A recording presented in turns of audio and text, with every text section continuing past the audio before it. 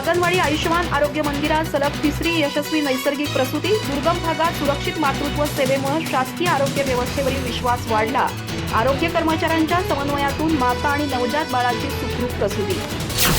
चंदगड तालुक्यातील दुर्गम नागनवाडी येथील आयुष्यमान आरोग्य मंदिरात आणखीन एक गर्भवती महिलेची यशस्वी नैसर्गिक प्रसूती करून ग्रामीण आरोग्य सेवेतील विश्वासार्हतेची आणखी एक नोंद झाली आहे। विशेष म्हणजे चालू वर्षातील ही सलग तिसरी यशस्वी नैसर्गिक प्रसूती ठरल्याने परिसरातील नागरिकांचा शासकीय आरोग्य सेवेवरील विश्वास अधिकच दृढ झाला आहे।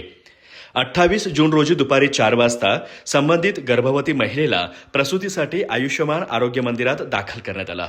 वैद्यकीय पथकाच्या दक्ष देखरेखीखाली त्याच दिवशी रात्री 10 वाजता तिची यशस्वी नैसर्गिक प्रसूती करण्यात आली। प्रसूतीनंतर माता आणि नवजात बाळाची प्रकृती उत्तम असल्याने आवश्यक उपचार आणि निरीक्षणानंतर 1 जुलै रोजी त्यांना सुखरूप घरी सोडण्यात आलं।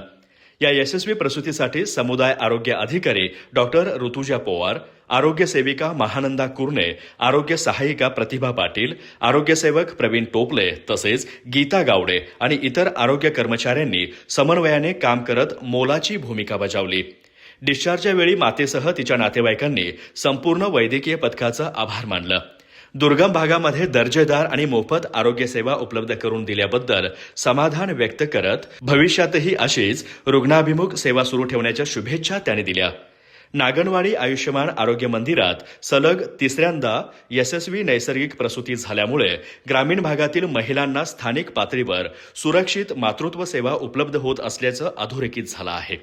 या उपक्रमासाठी तालुका आरोग्य अधिकारी डॉक्टर BD सोमजाळ तसेच प्राथमिक आरोग्य केंद्र कनूरखुर्दचे वैद्यकीय अधिकारी डॉक्टर असलम नायकवडे यांचं मार्गदर्शन आणि सहकार्य लाभल्याची माहिती आरोग्य विभागाने दिली। अधिक माहिती आणि ताज्या घडामोडींसाठी आजच आमचे चॅनल सबस्क्राईब करा।